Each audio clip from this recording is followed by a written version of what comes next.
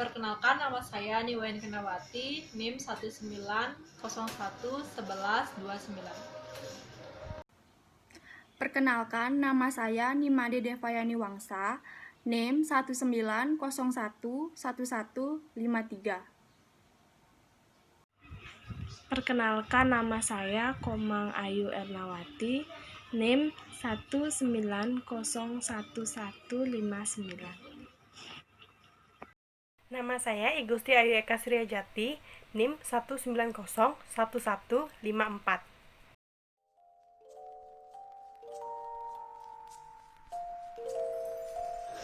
Pengertian kas, beberapa pakar mendefinisikan konsep kas sebagai berikut. Yang pertama yaitu kas alat pembayar yang siap dan bebas dipergunakan untuk membiayai kegiatan umum perusahaan. Yang kedua yaitu kas adalah uang tunai yang dimiliki oleh perusahaan, termasuk yang terdapat di bank, baik berupa giro maupun deposito.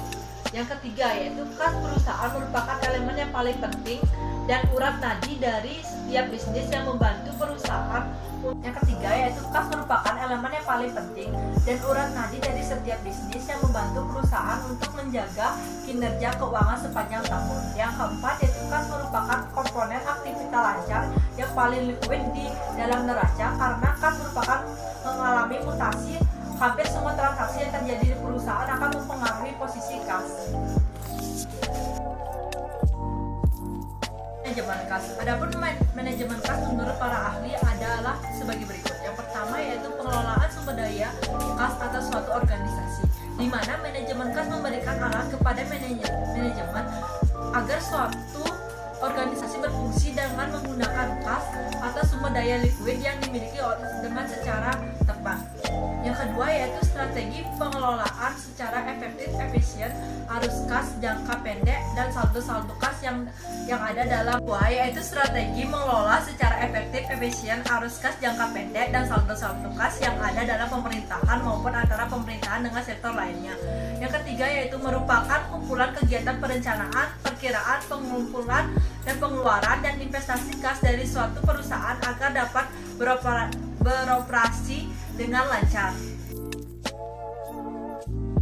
Manajemen kas adalah suatu sistem pengelolaan perusahaan yang mengatur arus kas atau cash flow untuk mempertimbangkan atau mempertahankan likuiditas perusahaan serta memanfaatkan idle kas dan perencanaan kas.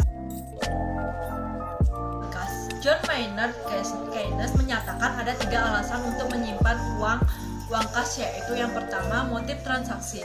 Uang kas digunakan untuk melakukan pembelian dan pembayaran seperti pembelian barang dan jasa atau jasa, pembayaran gaji, upah, utang, dan pembayaran lainnya. Kedua yaitu motif spekulatif, di mana uang kas digunakan untuk mengambil keuntungan dari kesempatan yang timbul di waktu yang akan datang, seperti turunnya harga baku secara tiba-tiba akan menguntungkan perusahaan, dan perkiraan kemungkinan akan meningkatkan dalam waktu yang tidak terlalu lama. Dalam hal ini, perusahaan akan memiliki kesempatan untuk membeli dengan uang kas yang dimiliki dan menjual pada saat harga naik. Yang ketiga yaitu motif berjaga-jaga, di mana uang kas digunakan untuk berjaga-jaga sewaktu-waktu dibutuhkan uang kas untuk keperluan yang tidak terduga. Misalnya pada saat perusahaan mengalami kerugian yang tertentu dan harus menutupi kerugian tersebut dengan Faktor yang mempengaruhi jumlah kas. Berubahnya kas yang terjadi dalam suatu periode, maka berubah pula jumlah kas dari waktu ke waktu. Perubahan juga terjadi dalam penggunaan uang kas untuk berbagai kegiatan perusahaan. Perubahan ini terkadang menyebabkan terjadinya kekurangan uang kas, sehingga perusahaan harus segera mencari tambahan kas untuk menutupi kekurangan tersebut. Faktor yang mempengaruhi jumlah kas yaitu yang pertama, adanya penerimaan dari hasil penjualan barang dan jasa. Artinya, apabila perusahaan melakukan penjualan barang, baik secara tunai maupun kredit. Bila secara tunai, maka otomatis akan langsung berpengaruh terhadap kas. Sedangkan apabila secara kredit atau angsuran, maka perubahan ini akan terjadi untuk beberapa saat ke depan. Perubahan tentu akan menyebabkan uang kas bertambah. Yang kedua, adanya pembelian barang dan jasa. Artinya, perusahaan membeli sejumlah barang, baik bahan baku, bahan tambahan, atau barang keperluan lainnya, yang tentunya akan menyebabkan kekurangan jumlah uang kas. Yang ketiga, pembayaran biaya-biaya operasional. Dalam hal ini, perusahaan mengeluarkan sejumlah biaya yang sudah menjadi kewajiban perusahaan untuk membiayai aktivitas perusahaan,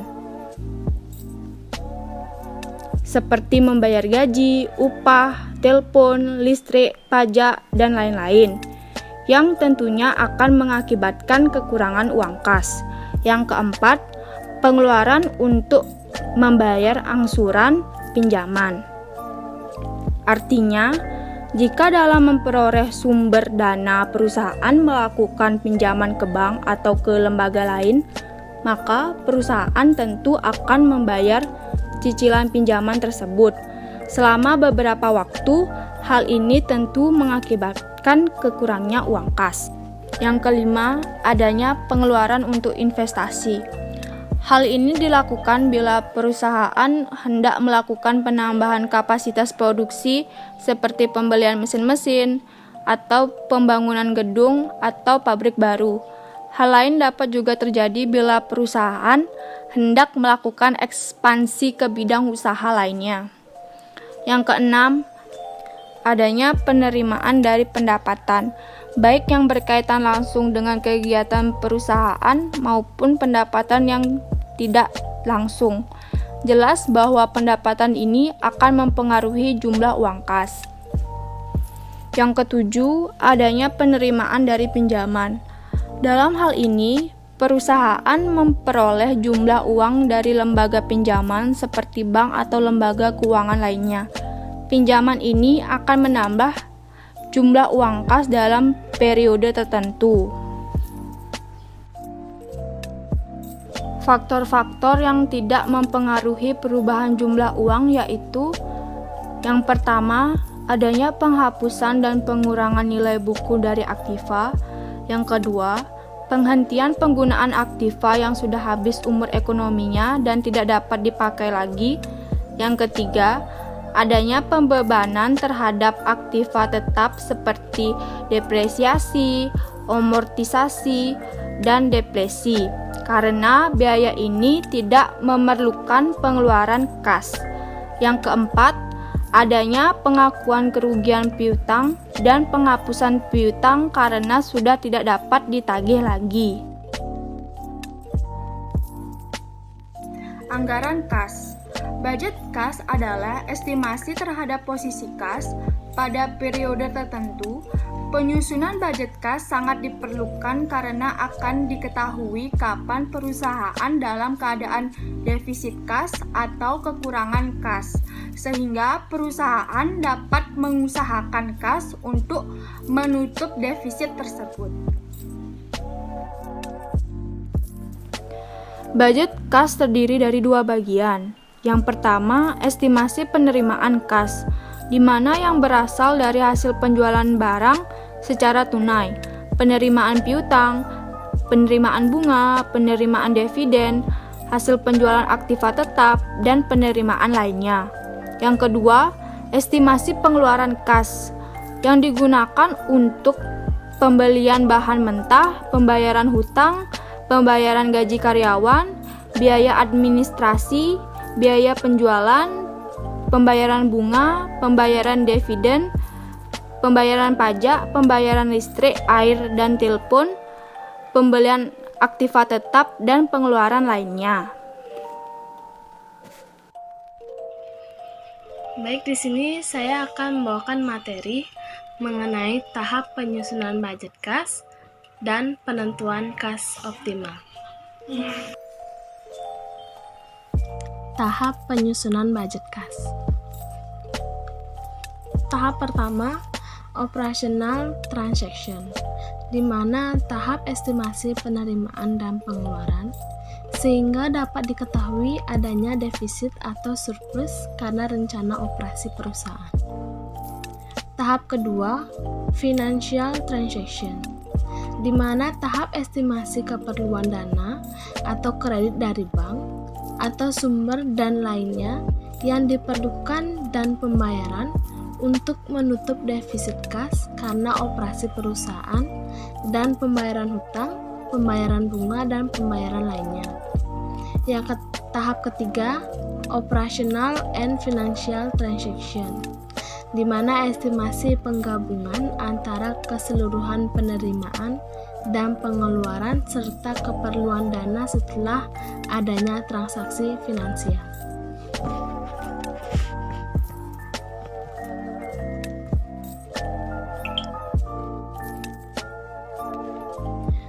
Penentuan kas optimal. Kas dan surat berharga yang optimal sangat tergantung atas trade-off antara tingkat bunga dengan biaya transaksi. Ada dua model kas optimal, yaitu yang pertama itu model persediaan. Model persediaan yaitu kebutuhan akan kas dalam suatu perusahaan, mirip dengan pemakaian persediaan. Apabila perusahaan memiliki saldo kas yang tinggi, akan mengalami kerugian dalam bentuk kehilangan kesempatan untuk menginvestasikan dana tersebut pada investasi lain yang lebih menguntungkan. Untuk menentukan jumlah kas yang optimal dengan formulasi yaitu C sama dengan 2 dikali B dikali P per I. C sama dengan jumlah kas optimal, B sama dengan biaya transaksi, P sama dengan pembayaran kebutuhan kas dalam satu periode, I sama dengan tingkat bunga. Yang kedua, model Miller-Orr. Model ini digunakan apabila keadaan penggunaan atau pengeluaran dan pemasukan kas perusahaan bersifat acak atau berfluktuasi dari waktu ke waktu. Secara random, perusahaan perlu menetapkan batas atas dan batas bawah dari saldo kas. Apabila kas mendekati batas bawah, maka untuk perusahaan disarankan menjual surat berharga untuk menambah saldo kas.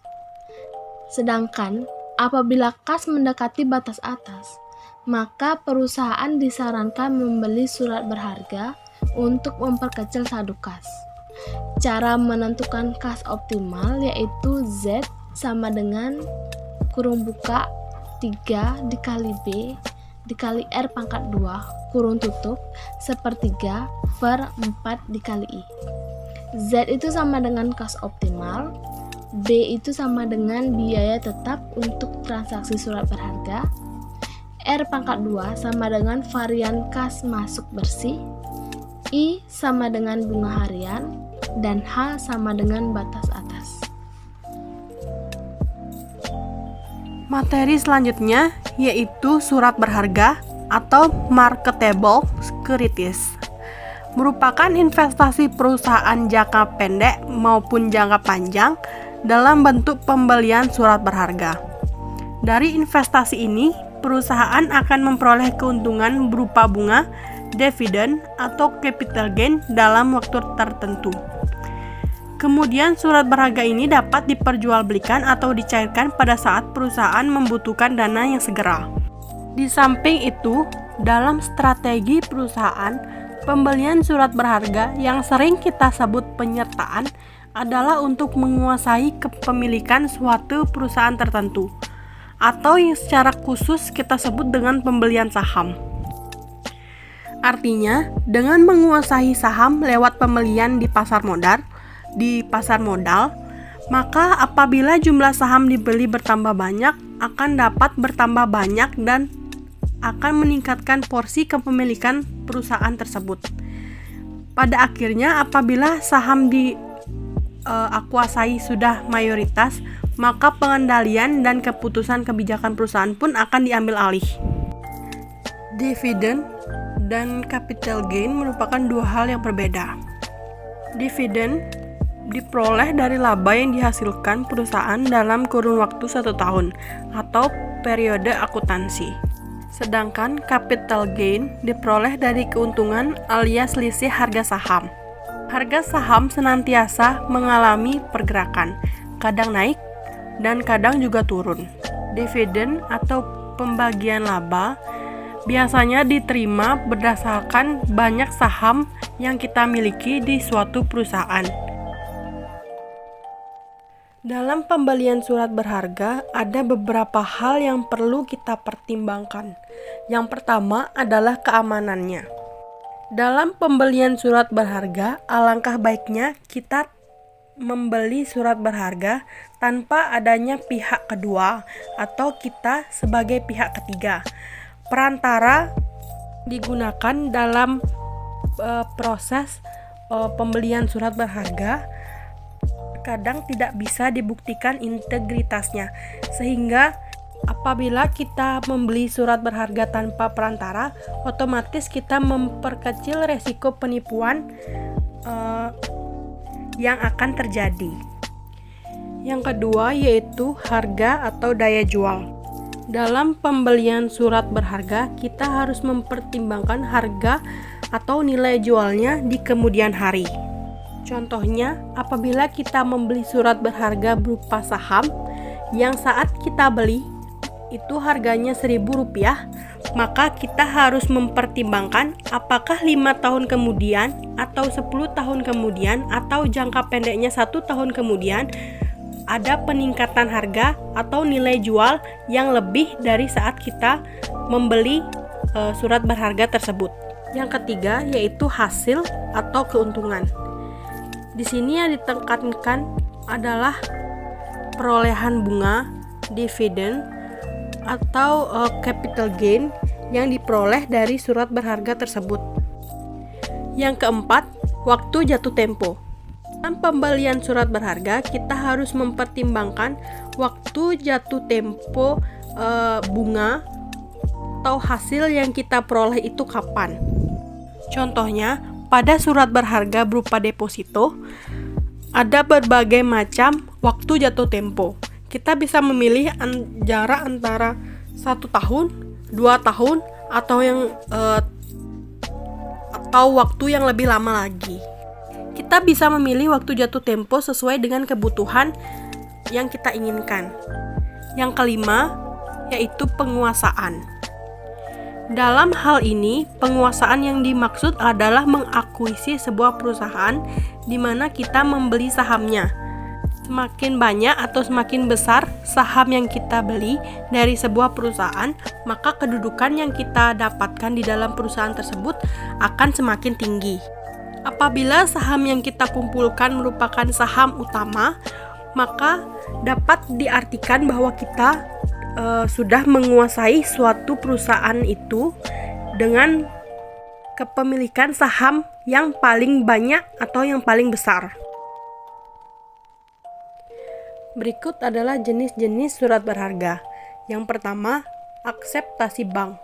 Akseptasi bank merupakan wesel yang dikeluarkan bank dan bank berjanji untuk melakukan pembayaran wesel sesuai jangka pendek kepada pemegang akseptasi bank sesuai nilai nominalnya pada saat maturitas. Yang kedua adalah deposito berjangka, merupakan simpanan pada bank dengan jangka waktu pencairannya 1, 3, 6, dan 12 bulan.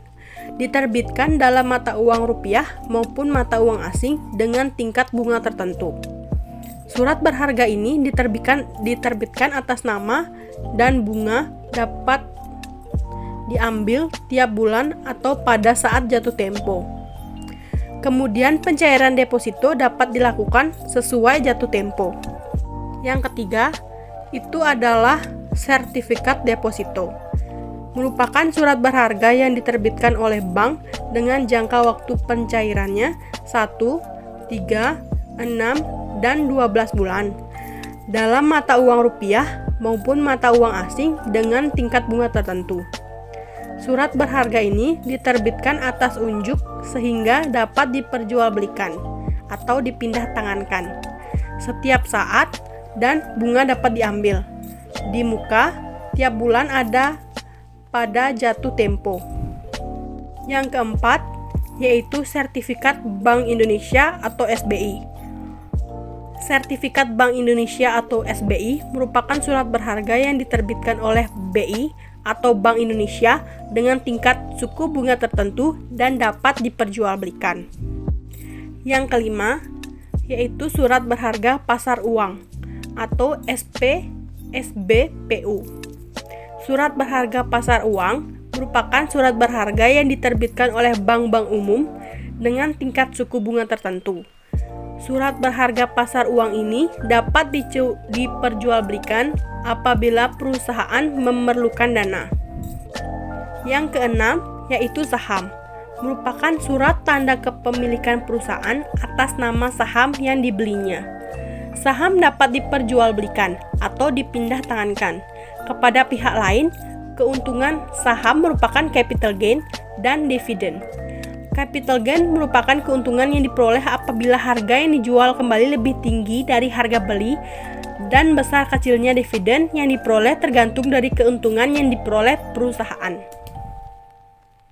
Yang ketujuh yaitu obligasi. Obligasi merupakan surat pengakuan hutang yang dikeluarkan oleh pemerintah maupun swasta.